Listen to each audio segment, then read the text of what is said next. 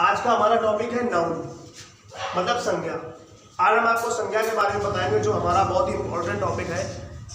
हर जगह हर टॉपिक, कोई भी टॉपिक पढ़ेंगे, इससे आगे हम जहाँ भी जाएंगे, कोई भी टॉपिक पढ़ेंगे तो हमें नाउन की जो हम सेंटेंस पढ़ते हैं, टेंस पढ़ते हैं, उसमें हमें देखते हैं कि नाउन मिलते हैं, प्रोनाउन मिलते हैं, ये हमारे पार्ट ऑफ स्पीच होते हैं।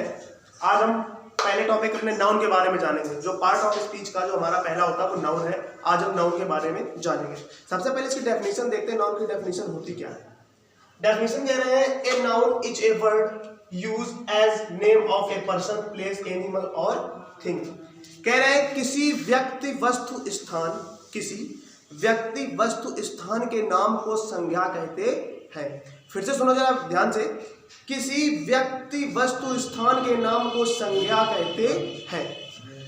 जैसे यहाँ पे हमारा पहला एग्जांपल देखिए, आप एग्जांपल दे रखा है रवि। रवि हमारा व्यक्ति का नाम है। सुमन ये भी एक नाम है, पर्टिकुलर नाम है। लखनऊ हमने कहा था प्लेस यानी स्थान, ये हमारे स्थान का नाम है। लखनऊ क्या है, हमारा एक स्थान है।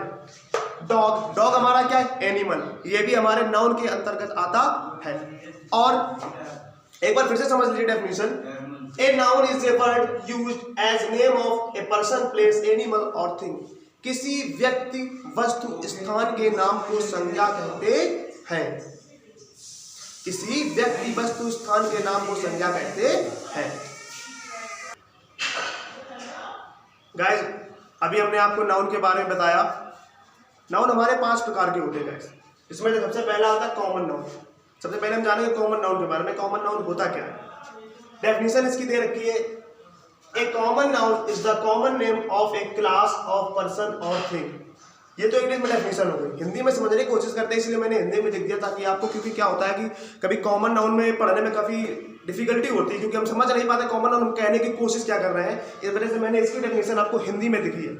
मैं इसको लिखूंगा, आपको एग्जाम्पल से समझाऊंगा। सबसे पहले देखिए क्या लिखा है, जब संज्ञा से किसी विशेष या खास व्यक्ति, वस्तु या स्थान का बोध नहीं होता है, बल्कि उससे समस्त जाति, प्रजाति या श्रेणी का बोध हो, उसे जातिवाचक संज्ञा कहते हैं। गाइस यहाँ पे जातिवाचक संज्ञा का मतलब वो नहीं है जो आजकल जाति चलती है, वो कहता है जाति वाली कोई सिस्टम नहीं। यहाँ पे जाति मतलब जैसे मैंने कह दिया कि मैं बॉय हूँ, मैं लड़के की जात का हूँ, ये वाली जाति चलती है यहाँ पे, यानी वो गर्ल है, उसकी जाति लड़की की है।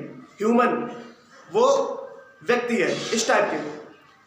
तो देखते हैं गाइस, सबसे पहले हम अपने एक एग्जांपल को लेकर चलते हैं। जैसे हमने लिखा बॉय, बॉय ये हमारा एक लड़का है। कैसे ये कॉमन नाउन है, जैसे मैंने यहाँ पे आपके सामने 4 नाम लिख दिए। मैंने लिख दिया सुरेश, महेश, रवि और सोहन। तो गाइस इनको आप क्या कहेंगे, क्या कहेंगे आप इनको, कैसे बताएंगे? क्योंकि यहाँ पे मैंने आपको अभी बताया कि यहाँ पे कोई पर्टिकुलर नाम नहीं लिखा होता, यहाँ पे कोई पर्टिकुलर या विशेष नाम नहीं दिया होता। यहाँ पे हमें सिर्फ उसकी जाति का या प्रजाति का, श्रेणी का पता चलता है। तो ये हमें किस जाति के लग रहे हैं? जाहिर सी बात है हम ये कह देंगे ना कि हमारे सारे बॉयज हैं, क्योंकि ये हमारे सारे बॉयज हैं, जिसका नाम सुरेश भी हो सकता है, महेश है, रवि, सोहन। हमें ये नहीं पता कि एक पर्टिकुलर बॉय कौन है, कि रवि है, सुरेश है कि मोहन है। इसी वजह से मैंने आपको हिंदी में लिख के समझाया है। आइए दूसरे टॉपिक को लेकर चलते हैं। जैसे हम यहाँ पे ये लिख दें गाइस, हम यहाँ पे ये लिख के चलते, मान लो ये हमने बना दिया, इनको नाम हमने दे दिया रीता, और एक भी हमारे भैया है, इनको हमने नाम दे दिया रोहन। ये हमारी रीता है, ये हमारे रोहन है। आप इनको क्या कहेंगे? अब आप ये कहेंगे कि यहाँ तो एक तो गर्ल है, एक बॉयज है। वैसे आप कहते हैं अगर 4 नाम हमें लड़कों के दिए होते तो हम बॉयज कह देते, 4 नाम लड़कियों के दिए होते तो हम गर्ल कह देते। लेकिन यहाँ पे क्या आपको दिख रहा है, ये भी लिविंग है, ये भी लिविंग है। तो ये क्या हो गया, ह्यूमन हो गया कि नहीं? क्योंकि ये व्यक्तियों के नाम है, रीता, रोहन, तो ये हमारे ह्यूमन हो गए ना। तो ह्यूमन हमारे कॉमन नाउन में आता है, जिसमें हमें कॉमन चीज पता चले। अब जैसे हमने यहाँ पे लिखा सिटी, सिटी मैं कह दूं दिल्ली, कानपुर, आगरा, मथुरा, ये हमारी क्या, ये सारी सिटी ही तो है हमारी। और सिटी ये हमारी कॉमन नाउन, जैसे हमने कॉमन कहते हैं सिटी, तो सिटी में बहुत सारी सिटियां आ सकती है ना, बहुत सारी सिटी जा सकती है। मतलब किसी विशेष चीज का नाम यहाँ पे नहीं दिया होता है। जैसे कि दिल्ली, ये हमारी एक विशेष हो गई। मैं कह दूं कानपुर, तो हमें जाहिर सी बात है कि मैं कानपुर के बारे में ही बता दिया गया कि ये कानपुर है, ये बिल्कुल विशेष है यहाँ पे। अब हम बात करेंगे अपने दूसरे प्रॉपर नाउन के बारे में।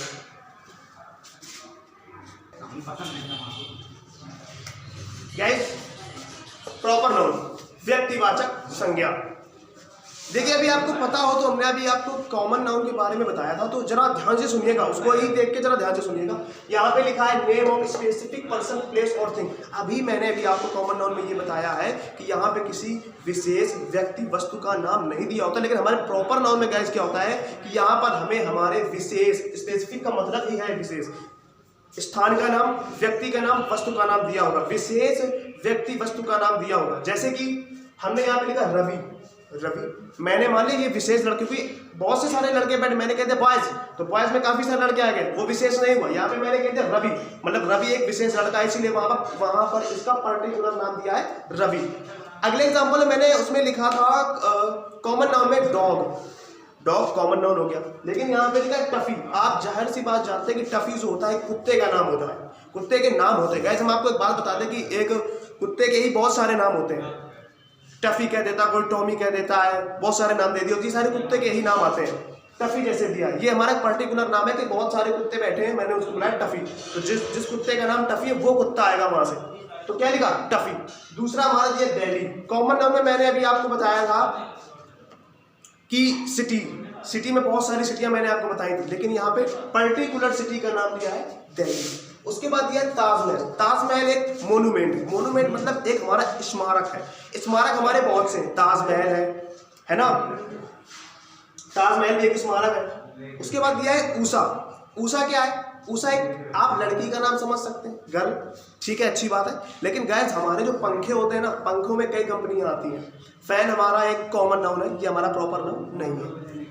पंखे में काफ़ी कंपनी आती है, जैसे कि हमारी आती उषा आती है, उषा मैंने लिखा, फिलिप्स आती है, फिलिप्स मैंने लिखा, है ना।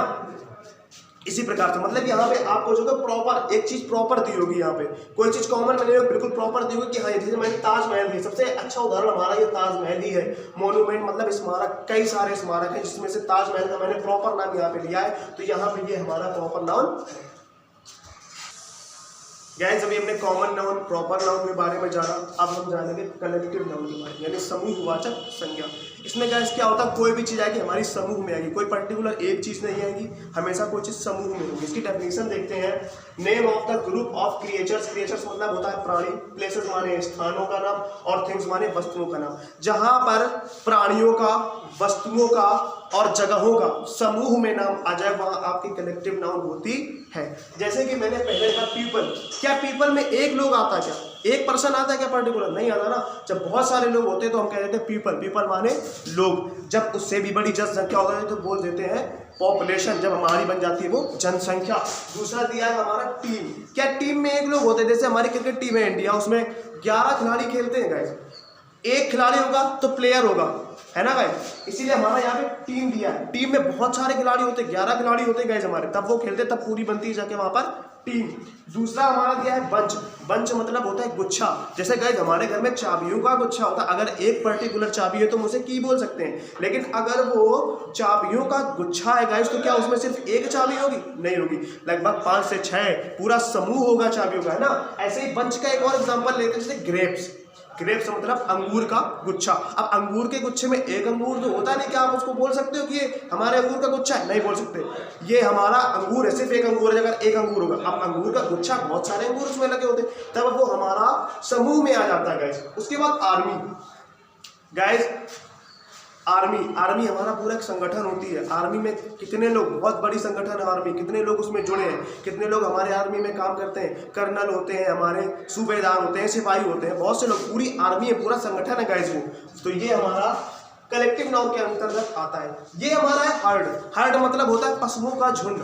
अगर एक कोई पशु है तो आप पर्टिकुलर कह देते हैं कि ये एक जानवर है, लेकिन जब कई सारे पशु आ जाए तो पशुओं का झुंड हो जाता है, उसको गाइस हम बोलते हैं हर्ड। गैस चौथी की हमारी है मैटेरियल नाउन। मैटेरियल नाउन का मतलब होता है द्रव्यवाचक संज्ञा। पहले इसकी डेफिनेशन को देखते हैं क्या है। लिखा है a material noun is the name of a substance that is eaten, drunk, measured and weighed but not counted. इसका गैस मतलब क्या होता है, ऐसी वस्तुएं जिन्हें हम खाते हैं, पीते हैं, तौलते हैं, लेकिन हम इन्हें गिन नहीं सकते। हम खाते हैं, पीते हैं, लेकिन हम इन्हें गिन नहीं सकते। गाइस अभी पूरा मतलब समझ में आएगा कि गिन नहीं सकते का यहाँ क्या मतलब है। ये हमारी है द्रव्यवाचक संख्या यानी कि मैटेरियल नाउन। आइए इसके एग्जांपल से हम जानते हैं। पहला जैसे हमने लिखा है गोल्ड। गाइस अभी कभी आप सुनार के यहाँ सोना खरीदने जाओ तो क्या आपने कभी ये सुना कि 1 सोना 2 सोना 3 सोना?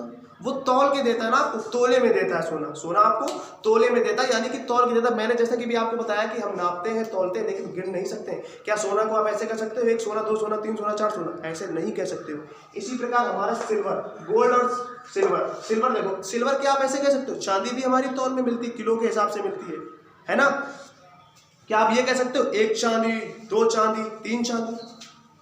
साल्ट मतलब होता है नमक। क्या आपको नमक ऐसे मिलता है कि 1 नमक 2 नमक 3 नमक 4 नमक 5 नमक? ऐसे नमक नहीं मिलता। नमक भी हमारा ऐसे मिलता है आधा किलो 1 किलो, तौल में मिलता है ना, 500 ग्राम 1000 ग्राम, वही मतलब हुआ ना, आधा किलो 1 किलो। यहाँ पे देखो एयर, हवा। क्या आप हवा को गिन सकते हो 1 हवा 2 हवा 3 हवा? ये तो मीटर के हिसाब से माप के भरी जाती ना, जो हवा मापने वाला यंत्र होता है मापने में तब भरी जाती ना। जैसे आप हवा भरवाने जाओ तो मीटर से चेक करता है कितनी हवा है आपके टायर में, वही हिसाब गिन नहीं सकते ना एयर को। उसके बाद बात करते हैं व्हीट की, गेहूं की। आप अगर कभी गेहूं लेने जाते हो तो गाइस कभी जहां गेहूं लेने जाते हो कभी वो ये नहीं करता कि 1 गेहूं 2 गेहूं 3 गेहूं, आपको हमेशा तौल के देता है गेहूं। तो ये चीजें हमेशा कभी गिनी नहीं जा सकती, इनको सिर्फ तौला जा सकता है। मिल्क, दूध लीटर में मिलता है। अब ऐसा तो नहीं कि 1 मिल्क 2 मिल्क 3 मिल्क 1 दूध 2 दूध, ऐसा तो नहीं होता ना, हमें तौल के मिलता है दूध हमारा। फिर आता है वाटर, पानी भी हमारा ऐसे ही लीटर में आता है। कहने का मतलब है कि हम इन्हें कभी गिन नहीं सकते गैस, हम इन्हें कभी गिन नहीं सकते, इन्हें सिर्फ तौला जा सकता है। और जैसे कि हमने खाने पीने की बात की थी, मिल्क हम पीते हैं, वाटर भी हम पीते हैं, है ना, साल्ट हम नमक खाते हैं, व्हीट गेहूं हम खाते हैं, ऐसा है ना गैस।